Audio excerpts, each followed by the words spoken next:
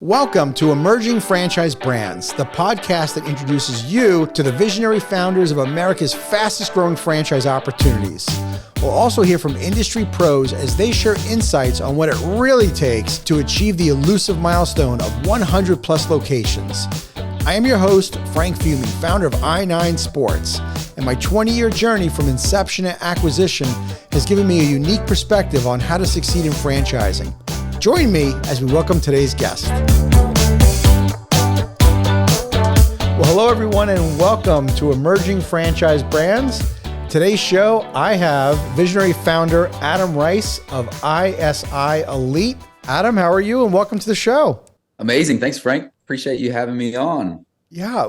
I think what's so exciting is with ISI Elite training that you have a concept that is unique in this space. So why don't you share with the audience what makes you guys different in the fitness crowd? Yeah, so we sit really in the same category as some other great brands out there, such as F45, Orange Theory. You got Burn Boot Camp. You've got Club Pilates, kind of in that realm, right? To give everyone kind of an idea of the category that we sit in. Class A space, high-end retail, and really where I was a former athlete, Division I athlete, and when I founded the brand in 2013, I really wanted to take the component of camaraderie because I look back and I'm like, yeah, I played at Clemson. I played in front of thousands of people on ESPN, but that wasn't the thing that ultimately that I remember the most, or I cherish the most. It was the locker room, it was the camaraderie, it was the early mornings. And so when we started ISI, it was that component of how do we bring that into the element of functional foundational training. And as a former athlete, I truly believe that every person should train like an athlete. Why wouldn't we? Athletes typically are the most functional human beings. They're typically the strongest, most powerful people with the lowest body fat percentage. And so how do we take that and train the average person like an athlete and then bring in that level of camaraderie and community? So yeah, we're different is, a lot of people say they're about community. I mean, we are anchored in community. We have 95% retention as a brand, which is huge. And it's because 92% of our members are on the unlimited membership, which is rare in this space. And then additionally, I'd say we're very different because we've got about a 40% male membership base, 60% female. And in the boutique fitness space, you're typically seeing a lot higher averages on the female side. And that's really because of two components, I think. Number one is our strength. So we're highly focused on strength and conditioning, but not overutilizing, big 6-foot barbells and doing snatches or anything like that. But we do have the 5-foot barbells that allows men to get in there, get after it. And then the other component is our marketing. Any boutique fitness concept is a sales and marketing and should be a sales and marketing machine. And it should be that because you get to impact people's lives right through that. And so I think we do a great job. Our team at headquarters does a phenomenal job in really differentiating ourselves in each local marketplace as the leader in strength and conditioning. So it's kind of a full realm explanation, but I think as quick as we can, that gets into kind of what ISI is. And then the name. Yeah, so ISI stands for Iron Sharpens Iron. It's an acronym for that, from Proverbs 27:17. Essentially, you can look at it in two ways. Number one is the people that you surround yourself with. Are they sharpening you? Are they making you better? And that's what our community does for people.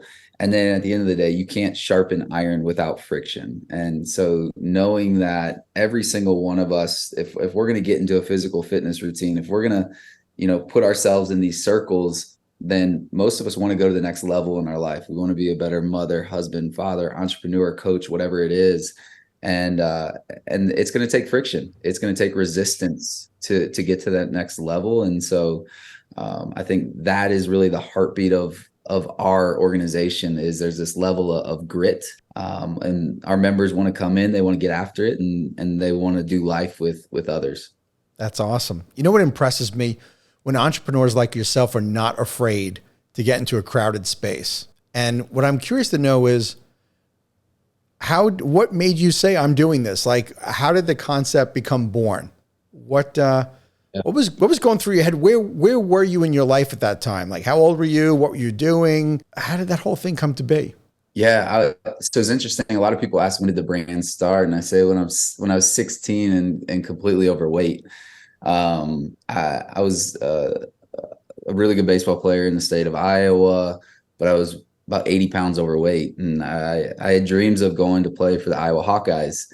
And I was at a camp my junior year. I was leading the state in batting average, but wasn't getting recruited at all. And it's funny. This coach brings me out on the warning track and walks me and essentially says, Adam, you're not going to be able to play. You're a liability on the base paths. You're not going to be able to play at Division I level. And really, that moment was I think we all have these defining moments in our life, and that was one of those for me where I said I could either just throw it in, or what I did was I went home, and it was right when like YouTube was coming out. So I started YouTubing. How do you get faster? How do you lose weight? And the next few months, I guess over the next 6 months, I ended up losing about 70 pounds. Ironically, went to junior college for a year, was top 10% in stolen bases, and then went on to play Division I baseball at Coastal Carolina University. And so that's what got me started into it. And then ultimately, at that point in time, opened a small little training studio, and my name was relatively big in the community at that time because we were ranked nationally. And it was just a little bit of luck and a lot of consistent hard work. And so opened a small little studio called Beachbody Fitness. And I'm 22 years old. I don't know anything about it. Yeah, nothing about intellectual property. As soon as I heard the name, here it comes. We have an infringement coming. So what happened from there? A nice little letter. And we had to change the name. And so my wife and I, we were in a church service, and the entire sermon was on Proverbs 27:17 on iron sharpens iron. I'm like, man, that's it. And so we rebranded, reopened in a bigger location, and that was really the birth in 2013 of ISI. And then we opened 5 locations there in Myrtle Beach, then moved to Charlotte, North Carolina, and started franchising in late 2018, early 2019. That's great. You know what I love about the trademark name that you've created is that, through the adversity of obviously, accidentally infringing on somebody else's mark, but by you creating ISI Elite, the name being so unique is a strength for you now in the future, because too many people try to trademark their franchise name, something that's so catchy, but it is so generic that it's very hard to protect. So it's one thing to come up with a name that is something that's easily marketable, but it's another thing to come up with a name that's unique. Like, in other words, you have to work harder with a name like ISI Elite Training, but long term, that's going to pay dividends because it's so much easier to protect that name. It's so unique, and that's something that as a franchisee is cannot be overstated enough. That's another feather in your hat for sure. Thanks. So let's talk about franchising. You've only franchised since 2019, is that right? And yet you have 39 franchises and over 100 territories. Tell us about that. How did you do that? That's a lot of development in a short period of time. Not to mention you went through obviously franchising during COVID. Yeah. So our first franchise location opened January 2020. So that was interesting. Perfect time to go to market. But no, it was interesting. Where we've really holistically gotten most of our organic growth is through members. And, I think this is common in this space is customers they become raving fans. They want to own their own. And so 60% of our owners today, we're actually members first. And so Charlotte sold out, but we've got several owners inside Charlotte that are now owning in Raleigh and Atlanta. And it's really because of that. And through that, it's gained so much momentum and steam, and it's been crazy. We actually, this week, we were just named the 457th fastest growing privately held company in America by Inc. magazine, which is great. So we're at that period. We talked about this pre-podcast, right? Uh-huh. We're at that tipping. It's like life is chaotic. It's insane. I've got 3 little ones. But it is so fun at the same time to see the the vision and the traction starting to gain and really going on that curve, because, I think we've got 35 active candidates right now in the pipeline for opening franchises that we're taking through. So we're on that kind of explosion gap right now, and we're hanging on. But I will say we've invested so heavily in infrastructure. We got 17 full-time employees at headquarters, and you get that from being at only 39 doors open. That's a lot of people. Is. Yeah. But that's how you get to 100 locations plus. It's investing in the infrastructure, doing those things early and willing to do it, I think it's going to pay dividends for you.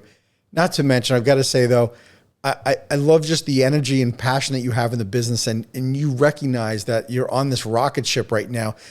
This is an exciting time that you'll never, ever forget. You may, yeah. I don't know, what is your vision for how many locations and how big is big for you?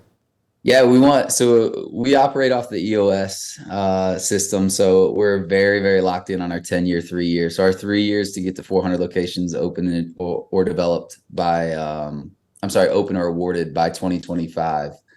And then our 10 years to be at 1,500 locations with $1 billion in average revenue, which is an average of 600,000 essentially. So we want to be a global brand. Number one, we want to focus right now on domestic expansion. But at about 250 open, we're going to start to open the doors into international expansion. I'm sure you experienced this too, but we're getting blown up by people wanting to open overseas, specifically in Europe.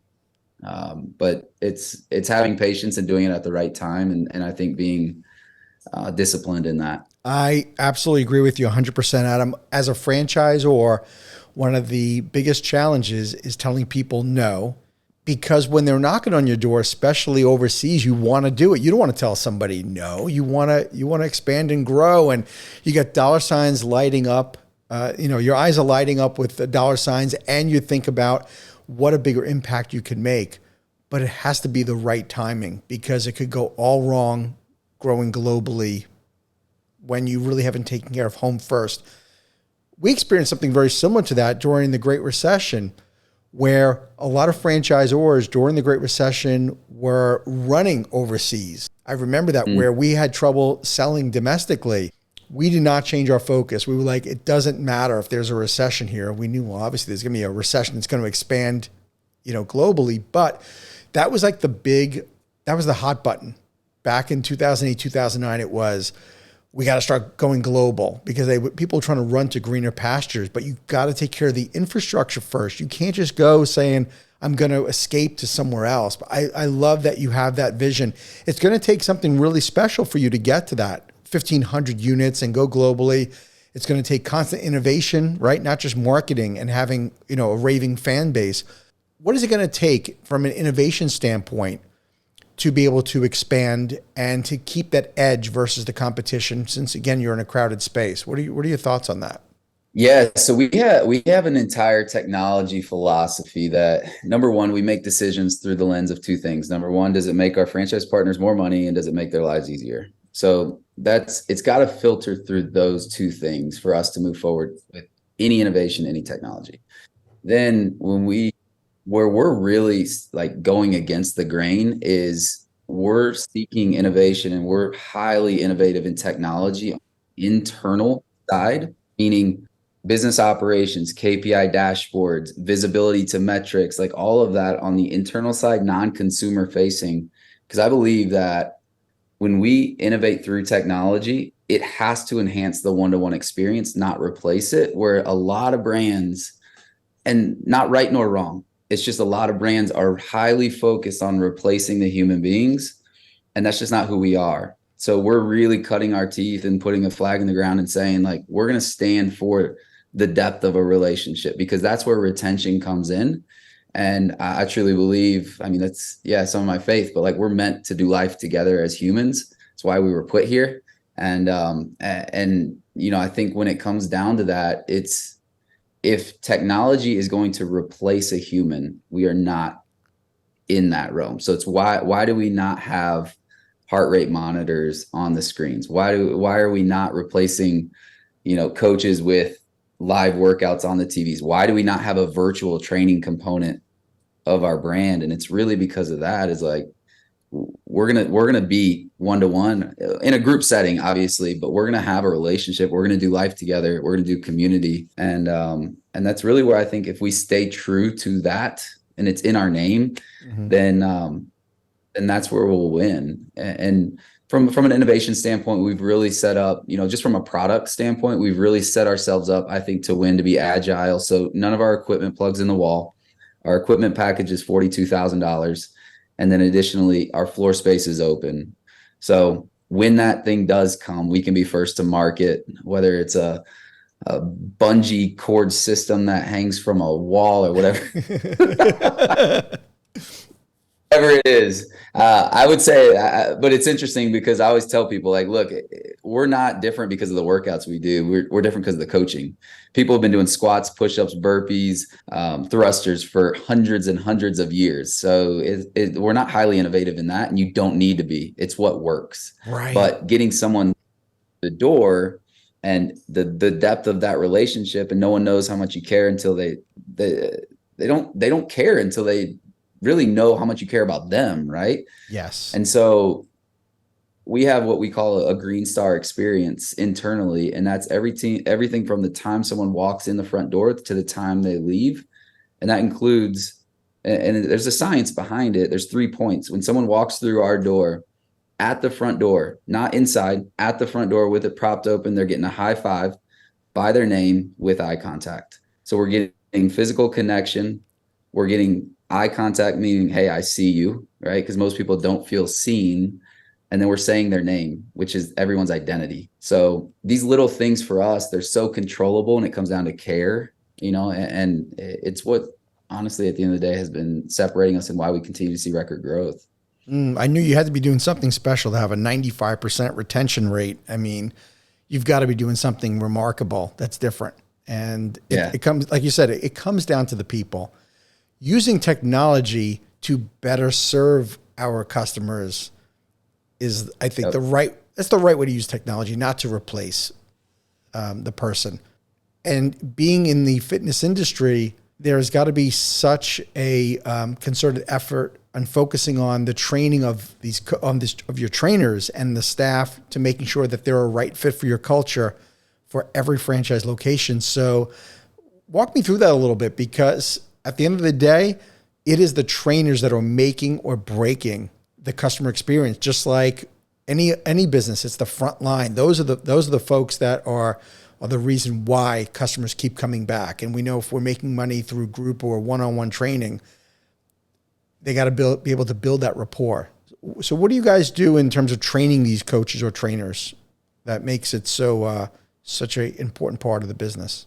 It's a great question. It's so from day one, when they come through what we call Iron U, we said, we have a huge opportunity to be the Chick-fil-A of boutique fitness. And when it comes down to consistency, so hopefully some executive from Spirit Airlines, but maybe it'd be a good thing. But I put up a Spirit airplane, and I put up a Delta or American Airlines or whatever. And we talk about, or Chick-fil-A versus McDonald's, right? At the end of the day, it's about consistency. And so for us, it's number one, pouring into the coaches across the brand. We probably have more contact with our coaches from a headquarters level. For instance, like I'm still running what we call as a coaches huddle. It's a half hour every 2 weeks, but just pouring into the coaches from that side. And then from there, and all the coaches across the brand log on to that. From there, we talk about how do our coaches feel in our space. So we have like very, very high end apparel for our coaches because we want to elevate them. And then most importantly, the foundational thing is what we call a 30-point checklist. And that is from the point of contact of a session starting to the session ending. It's not scripted, but there are things in that 30-point checklist that they must hit. An example of that is 50 high fives during the session. Another example of that is saying 50 names during the session, right? So it's these brand identity things, but at the end of the day, it's what's creating command of that room for them. And it's funny, I was just on with a candidate, actually, he's looking at opening a location. He's a NFL Super Bowl champion. And I can't say his name yet, or That's else I would, but people would know. But I was just telling him, I was like, we have to design everything.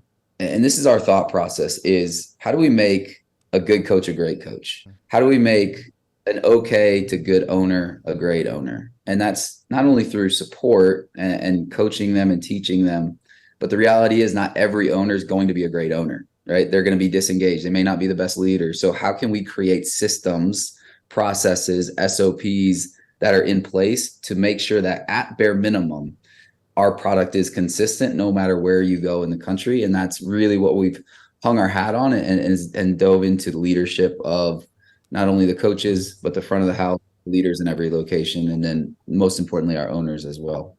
That's great. And talking more about the owners themselves, what is the type of person that's opening up an ISI Elite? What are some background? They're all over the place, which is wild. It makes marketing a little challenging. So a lot of them, we really have about 5 different avatars. We've got your, and we're seeing a lot more of this, the big investor, right? Small private equity type groups that are looking at 10 to 20 units. They already have a pre-existing infrastructure at a headquarters of their size. So that's one. We're seeing more and more of that. And then the other few is your mom who maybe kids are now getting into kindergarten, school. They want to reignite their passion and purpose. Husband is maybe a sales rep, has a good income, can provide on that side. And then you have on the flip side, you have like your medical sales device people. And in that world, right? So they're in sales. They don't like their job. They're not fulfilled. And they're going to keep their job. They're going to get 2 to 3 units. And then they want to replace their income and do this full time. And then you do have a small window of just highly passionate owner operators who, call it they're buying themselves a job. I mean, if you're doing a great job, you're creating an asset at the same time. So it's not really that, but they want to be in it every single day.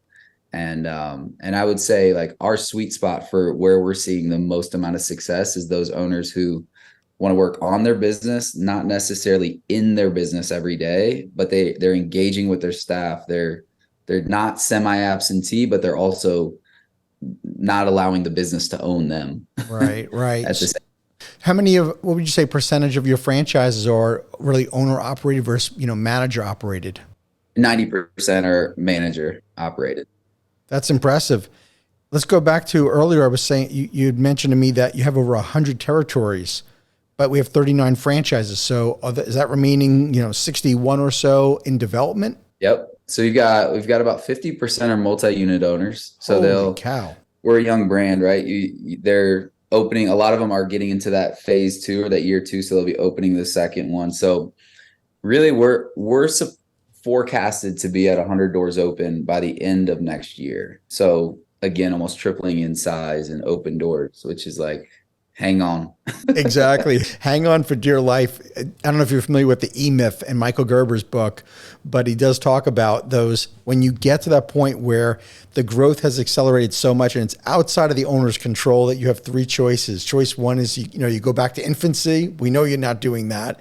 Choice 2 is we try to grow as fast as possible, which you're not doing that either. And that's when companies crash and burn. But the third one is you do hold on for dear life. And by doing that, you're still like, even though you have your systems and processes, you're still implementing more systems and processes. And I would imagine for you guys, you're adding more bench strength to your team because you're going to look radically different as a company a year from now than you are today.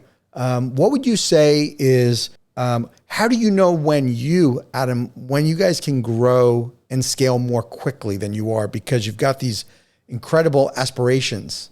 Yeah. So I think when looking at how do you grow a franchise, there's 2 philosophies. One is you can build the airplane in the sky. And the other one is, you essentially, you sell and then you build your operations into it, right? Or you build your operations and then you award into that. So since day one, I've really taken the stance on, I'm going to create the people around me. So building that airplane on the ground and then taking off. And to me, that has been the biggest element of success to this far and not being so stressed out. I mean, again, I'm married, dad, family, kids. I still have a balanced somewhat life. not missing anything. And I truly believe it's because the team that I brought on. So our COO, who joined us 2 years ago, she was the COO at Clean Juice, and prior to that, she was at Burn Boot Camp from 17 to 270. So investing in that C-level at a very early stage was critical to our success. I mean, she has saved this company, myself, many years, many years, many expenses, right? And really collapsed our timeline to success. And then as we continue to do that, we just brought on our VP of operations. She was overseeing 300 locations for a competitive brand for the biggest private equity company. So she's our VP of operations right now. Additionally, we just brought on another VP of operations who's sitting in another seat that was overseeing 400 locations. And so for me, it's, when it comes down to, maybe are we a little bit as a headquarters, are we a little bit or a lot less profitable today than we could be? Yeah, 100%. But it's because we're investing in the infrastructure of the people to really take this thing to 100 units to 200 units at a quick and responsible, but at the same time, a responsible rate. How in the world did you know how to do that? Because you kind of called me out just now, dude. I'm the guy who jumped off the cliff and built the plane on the way down. I did not intend on it, but you kind of called me out. How did you know? Like, I had to go through all that pain and the stress before I was like, oh crap, I need to hire somebody. I need to bring in, the C-level people. Honestly, when I started, and I think this is common for a lot of franchisors, is like when I've started to franchise, I realized that it was solely around me and the weight of somebody investing their entire 401, weight of somebody putting their job and going into this, like it was so much. And I finally asked one of my mentors, like, hey, like, how do you deal with this? And he was like, Adam, think about this.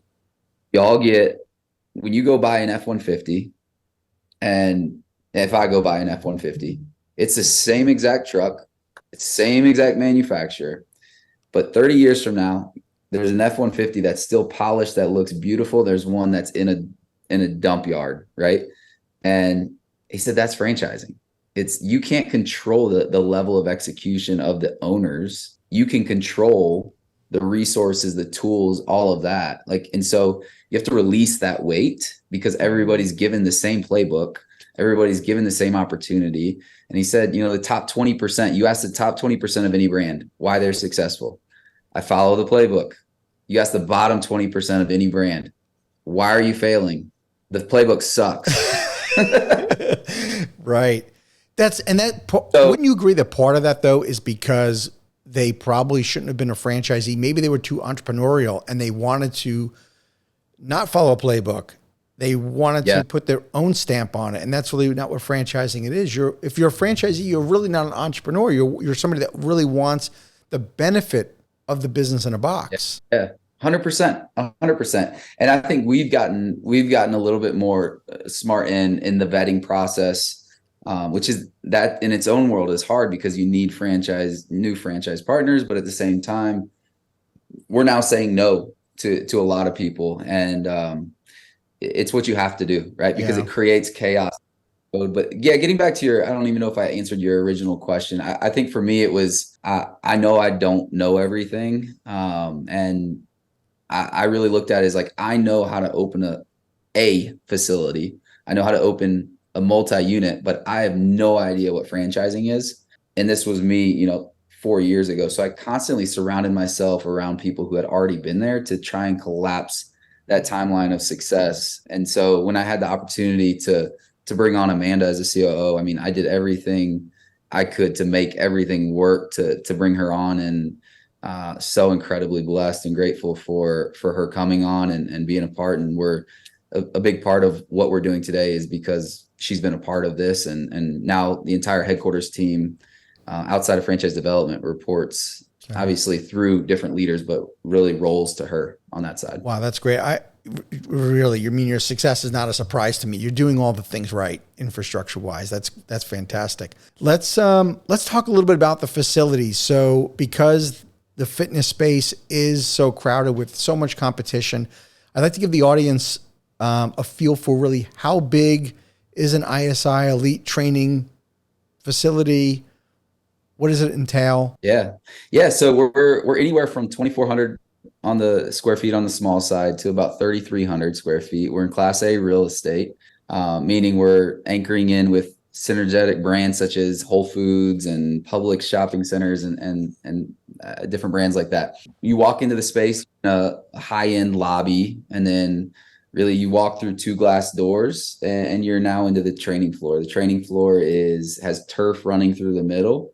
So that's where our training philosophy is athletic based training. And so one other thing that we do is after every single workout, we end in the middle of the turf. Everybody's got their hands up, team on three, 1, 2, 3, team. And we always end every session with an ice cold infused essential oil towel. So it's very experiential and taking people on a ride from music to sound, but it's not gaudy from like light, all of this. It's again human to human, but we really control the atmosphere through human to human connection. And then like if you've been in a workout before, a finisher, you're all out, right? You're gassed. And then we go from high, like a Metallica, and then you're dropping down yoga type in a split second. Lights go off, cold towels hit, and it's like this euphoric experience. And so it's funny, there's kind of a hashtag that goes around our brand that's do it for the towel. And it's funny because when I started doing that, it was so totally selfish. I'm a huge Westin hotels fan, and their smell of the white tea tree, and that's really where that idea came from. So it's stuck, luckily. Yeah, no, that is fantastic. What are some of your other inspirations? Yeah, I mean, definitely Nike has been a really big inspiration, just from a branding element. I think Nike is diverse. I think it's forward. I think it speaks to athletes and non-athletes. So really taking some of their approach to marketing has been a big piece of what we do. And then just trying to stay from a marketing standpoint and branding standpoint ahead of the times, using timeless fonts, timeless things that aren't going to get dated throughout the year, so that we're not having to do these constant refreshes as a brand. And then working in different complementary colors. So we're lime green, black, neutral, but then we'll work in pops of purple, which to me, it's just, again, it speaks to diversity. It speaks to forward. It speaks to modern and really agile as a brand. That's great. You have your experience. You know exactly what you want the experience to be like. And that's key. Tell me about what advice would you give to people who are considering joining ISI Elite as a franchise owner? Yeah, I would say in our franchise development process, we really look at it as more of a discovery and education process, right? So anytime I talk to somebody, my first question when they're exploring the opportunity of opening an ISI is, what do you want? Right? Because the second that we know what they want, then we can help guide them in the right direction. At no point in time are we ever going to push someone into multi-unit that doesn't want it or shouldn't be in it. But on the flip side, if their vision is to get out of corporate America, is to, make X amount of money per year, is to have the freedom to be in a fixed cost model, then we know that it's our job to educate them on how to get there. And then ultimately they know through the process is, hey, we're doing a mutual evaluation here. And are you showing up for your calls on time? Are you doing your due diligence? Are you showing up and asking the right questions during validation? Because that's going to be an indication of how good of a franchise partner you're going to be. And ultimately it's our job to protect this brand and our other franchise partners. So we are we're very particular in who we bring on, but at the same time, I'll always tell people in their first interaction is, you will not do well in this brand and in this industry if you do not love people and you're not a great leader. Yeah. But if you love people, you're a great leader, you have the ability to do anything you want to do within this industry. Tell me about the challenge of expectation for franchise owners, because everybody's different. And from what you were saying, you really have to sort of gauge what they want ultimately out of life and how big they want, on whether they're going to be that single unit or not pushing them, but gearing them towards the right fit, which might be for them a multi-unit location. So how do you, as the franchisor, gauge that? Because just because somebody wants to own multiple units doesn't mean it's a right fit. And I noticed in my own experience that sometimes people want to bite off more than they can chew. They want another location because they're afraid somebody else is going to get into that territory, and they want to own 2, 3, 4, 5, as many as possible. But walk me through that. Yeah, so our process is they come to meet the team day, and then we meet as a team, and then that next day we send them an award letter. And in that award letter, it's going to say you have been awarded up to blank amount of territories.